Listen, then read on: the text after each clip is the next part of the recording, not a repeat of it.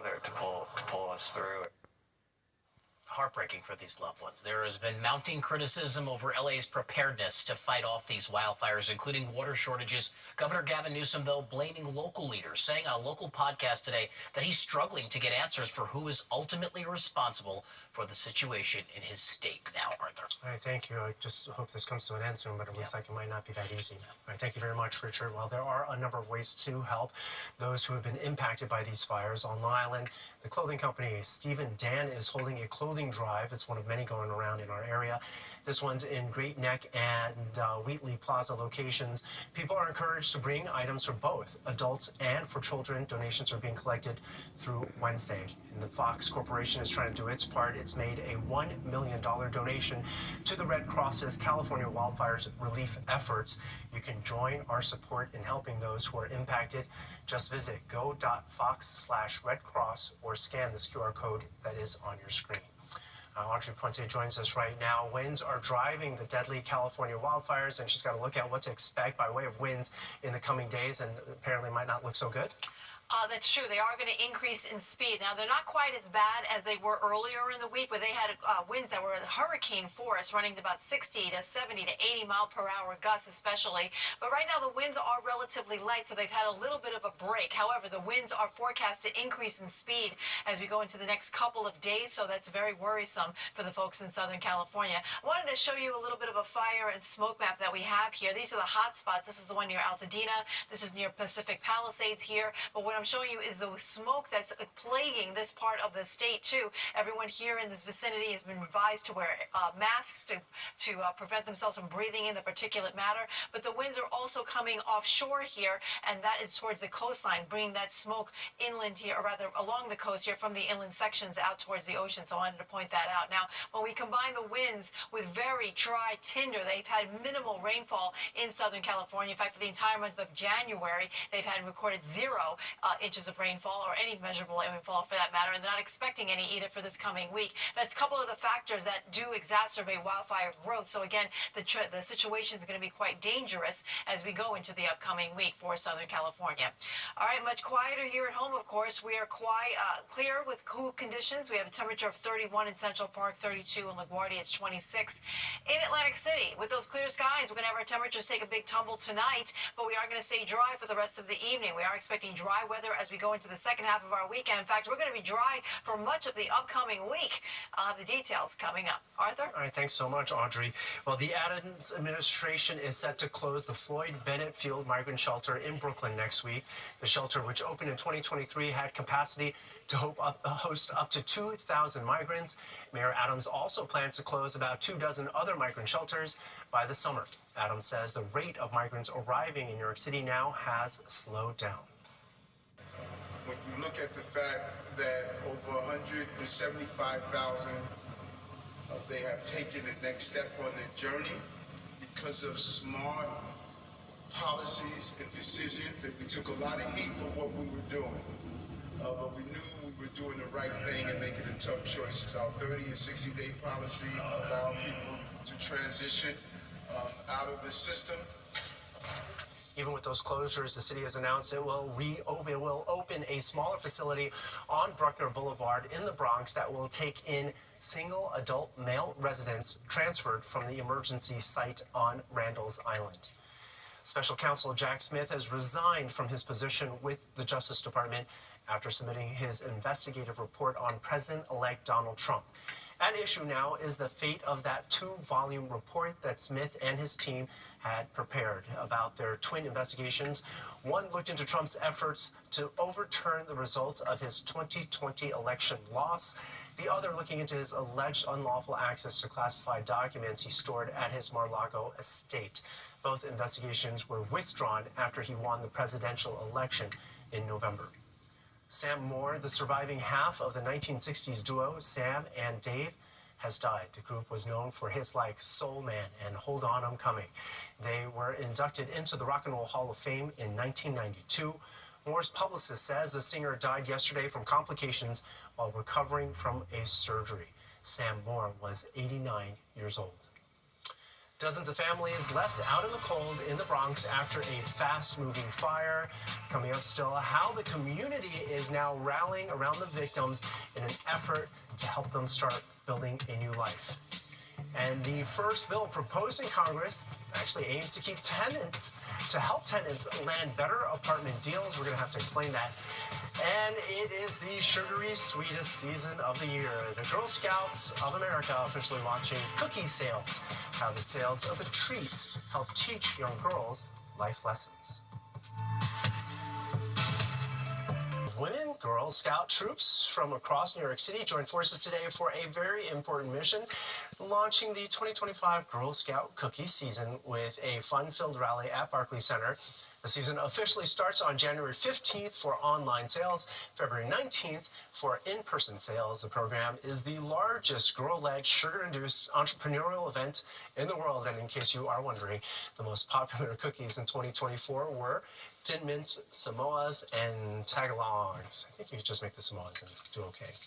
Anyway, Central Park looking like the set of a romantic comedy earlier today.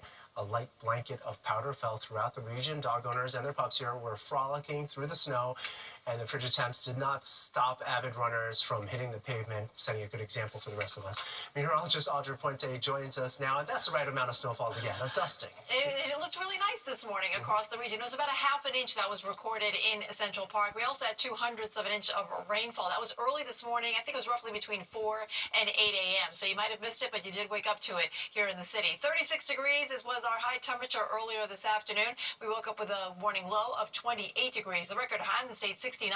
That was back in 2020. It's been as cold as 3 degrees. That's the record low for this date. So right now we're at 31 in the city. It's 28 in White Plains. We're at 30 in Poughkeepsie and 22 over towards Monticello with 28 in Sussex. These temperatures, they're running colder than they were at this time yesterday, and our winds are definitely making it feel really cold out there. Right now the winds are sustained between 10 and 15 miles per hour, but the gusts are as high as 25 in White Plains. We're gusting to 30 here in Central Park, 28 over Newark, and 19 down in Trenton. Then when you factor in the temperature with the winds right now, this is what we get with wind chill factors here.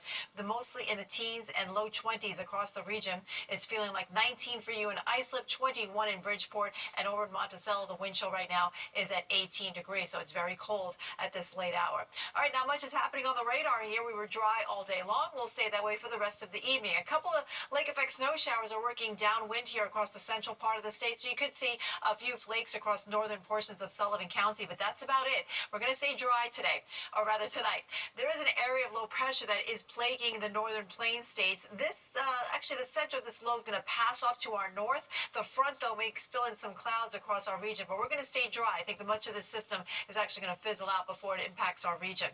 So look at the future cast, shows our mostly clear conditions tonight. That's how we'll start out tomorrow morning. Plenty of sunshine. It'll look nice outside your window, but bundle up tomorrow. It's going to be another windy day. However, temperatures will be rising to near 40 degrees, so that'll make it a little bit more bearable. A couple of clouds rolling in late tomorrow night. On Monday, we'll start out with sunshine, but then here comes that front I mentioned. It could spark off a few snow showers over towards the Hudson Valley, maybe Sullivan, Ulster, maybe Dutchess counties. You could see a couple of passing snow showers, but for everyone else, it'll be a mix of sun and clouds as we go through the afternoon on Monday, and then we get quiet as we go through the rest of the week. In fact, we're in store for a dry stretch of weather this coming week. No rain or snow is in the forecast until a week from today. So tonight we're dropping down to about 28 degrees. Those winds are kicking up to about 30 miles per hour gusts. 42 degrees is what we're getting to tomorrow, so that sounds nice. We'll actually be above average for a change, but it will be a little bit windy with wind gusts up to 20 miles per hour. And then we're going to start off the week pretty nice. We'll have less windy conditions on Monday with a high of 41, and then the temperatures drop once again. We'll be near the freezing mark for Tuesday, Wednesday, and Thursday. We're dry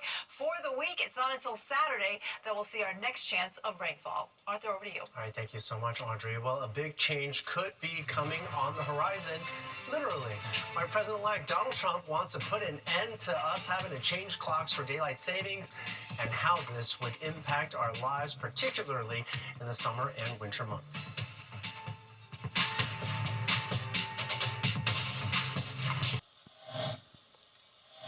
President-elect Donald Trump says he wants to ditch daylight savings time and keep the nation on one time, the darker one, year-round. The move would seem to dramatically alter life in the spring and summer months. Fox 5's Teresa Priolo takes a closer look at the potential impact this change might bring.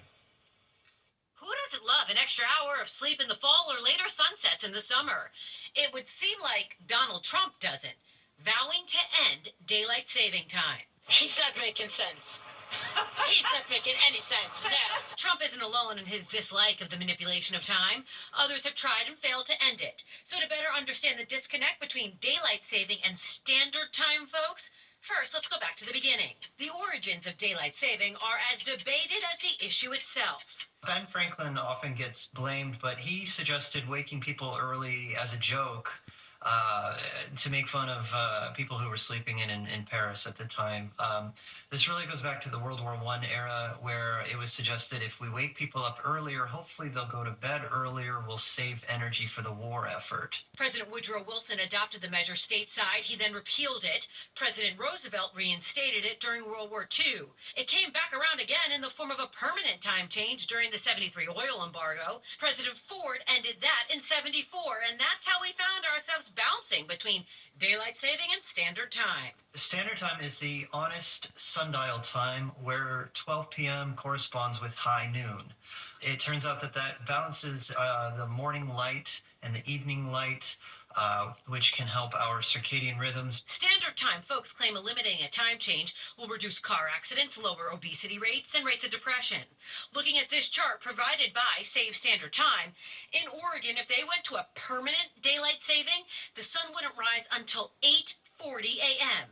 Think about all the things you do before 8:40 a.m. It falls disproportionately on lower social economic status. Those are the people that don't have the option just to sleep in and make sure they get enough sleep. On the streets of New York, Actually, either way, I'm fine with it. there are lots of questions When does he want to make the time schedule? and a few die-hard clock winders. I like it the way it is right now. I think You don't mind changing the clocks? I don't mind changing the clocks. I don't mind it either. And then there are those who think this entire thing is just crazy. No, that's not gonna happen. Teresa Priolo, Fox 5 News.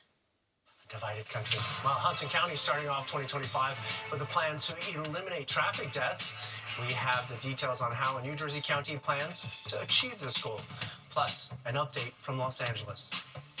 Here's a quick look at the other top stories we've been following tonight. New York Representative Nydia Velázquez introducing the first bill in the 119th Congress. Velázquez says the bill would crack down on dishonest landlords by creating new violations under federal law, including discrimination based on a tenant's source of income. It would also create new penalties for landlords who intentionally keep rent-stabilized units off the market. At least 9 people were taken to the hospital after a carbon monoxide leak in Queens. Fire officials say it happened at a home on Andrews Avenue in Maspeth late last night. At least 2 people were hospitalized in critical condition. Another was seriously hurt. 6 others suffered minor injuries. The cause of the leak is still being investigated tonight. And also tonight in Brooklyn, the NYPD says investigators are looking for a suspect after a fatal shooting in Carroll Gardens. Police were on the scene overnight in Carroll Park after finding a man with a gunshot wound. He was taken to the hospital where he was pronounced dead. The victim has not yet been identified by police. And authorities tonight are looking for the cause of that apartment fire, which has left more than 250 people without access to their home. Our Duarte Geraldino takes us to the Bronx as victims look to rebuild their lives. The New York City Department of Buildings is imposing a full vacate order on 2910 Wallace Avenue. More than 250 people are being forced out of their homes. Everything is gone. You have to start afresh. You don't have anywhere to go. What are you going to do? So, I don't know. I'm heartbroken. Rita Jump Hall and her 2 children ran out of the building early Friday morning as a 5-alarm fire tore through their home. 7 years of memories gone. Everything is gone. You have to start afresh. The building is so severely damaged. From a distance, you can look through windows and see a good chunk of the roof is gone. The New York City Department of Buildings conducted a structural stability inspection and found extensive fire damage throughout the structure, along with collapsed partitions. They started building the sidewalk shed on Saturday as part of an emergency order by the DOB because they're so concerned about the safety of anyone walking by what's left of this 6-story building. They don't want anything falling on someone's head. While the official cause is still under investigation, former residents like Rita are suspecting a desperate attempt to stay warm may have been to blame. The building was cold. If you're in the building, it looks like you are sleeping outside. A building representative is claiming there was heat, but city records tell a different story. 2910 Wallace Avenue has racked up 239 heat complaints in the last 3 years, including 11 this month alone. This despite the boiler passing its last inspection. People decided to purchase some heater because it was too cold. They couldn't stand it, so. The Red Cross is now providing temporary housing and food for 95 displaced families. We're housing folks through local hotel networks and then providing food through delivery systems to those folks. And while in her temporary housing, Rita is finally warmer than she's been in a long time, she misses her home. I don't know, I'm heartbroken. In the Arlington section of the Bronx, Duarte Geraldino, Fox 5 News. And over in New Jersey and Hudson County, officials announcing today that it has adopted the Vision Zero policy. The program aims to eliminate all traffic fatalities in Hudson County by 2034. Leaders say they will make crosswalks safer by adding turning lanes, rumble strips, and brighter road markings and signs. The county received a $480,000 grant to make these improvements. U.S. Congressman Rob Menendez also announcing additional funding is going to a very specific high-traffic area of the county. In the coming days, we're going to also be announcing an additional $25 million in partnership with the Port Authority for the 12th Street corridor and the access points around the Holland Tunnel to make them more pedestrian and cyclist friendly. The Hudson County Vision Zero plan will complement existing ones in Hoboken and in Jersey City by focusing on county roads. Cold weather and modern technology not always making for exactly the best of combinations. Coming up, how a tech expert says you can keep your phone from getting what's called freezed out during these frigid temperatures.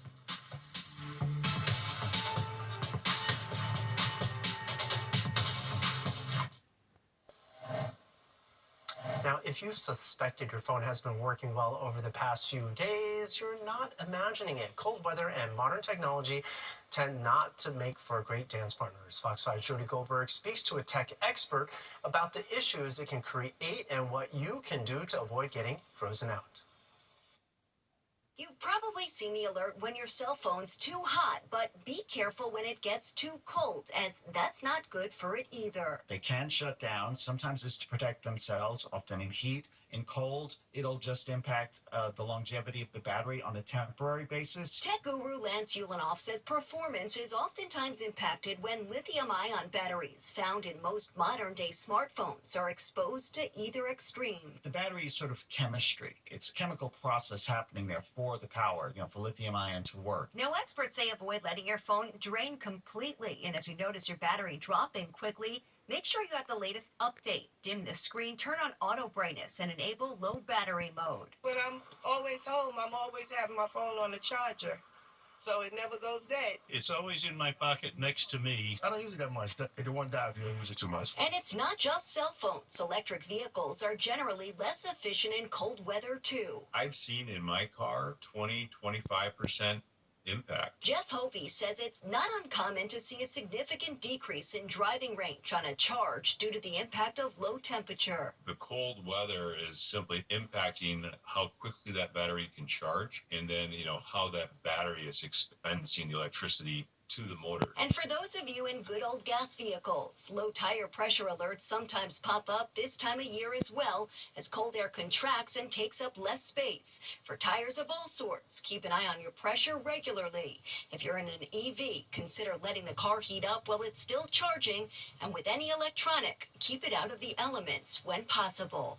On Long Island, Jody Goldberg, Fox 5 News. And the temperature is still a problem. While it looks better outside, winds are making it frigid still. Audrey Fuentes here. We look at the forecast. Hey, Audrey. Hi, Arthur. Yeah, we have clear skies out there. Temperatures will be tumbling to below the freezing mark tonight, but factor in those winds and it will feel like the teens. I'll have the details when the 10 o'clock news continues.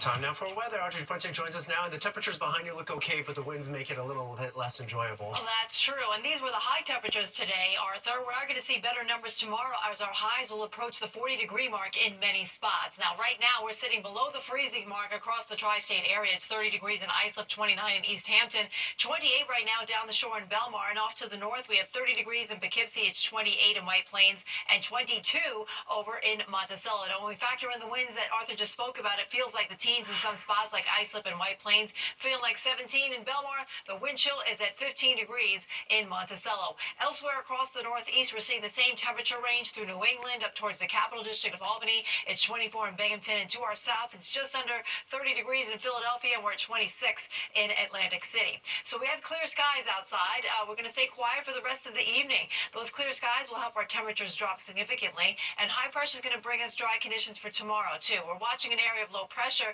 that's going to pass off to our north, but the cold front could spill some clouds into our region as we go tomorrow night into Monday. But other than that, it's going to be, say, rain-free and snow-free for the next couple of days. We're going to wake up with plenty of sunshine tomorrow, a couple of clouds off to the north and west, and it looks like we'll have clear skies tomorrow night, and we'll do it all over again as we go into Monday. So there's a cloud deck that'll pass through overnight, but Monday we will start off with sunshine. Here comes that front I just mentioned. It'll ignite a couple of isolated snow showers in upstate New York here. Probably Sullivan and Ulster County could get a few flakes, but no accumulation is expected. In general, we'll see a mix of sun and clouds as we go through the afternoon on Monday, and then on Tuesday we'll start out with sunshine, and we have a dry stretch of weather that's going to take us through the majority of the upcoming week. Now let's talk about the winds for a moment, because it's going to be gusty tonight. Tomorrow will still be blustery, but I think on Monday the winds will lighten up a bit, so that'll make things a little bit more bearable. In the meantime, tonight, temperatures dropping down into the 20s. You'll hear the winds howling outside your window. They'll be gusting to about 30 miles per hour.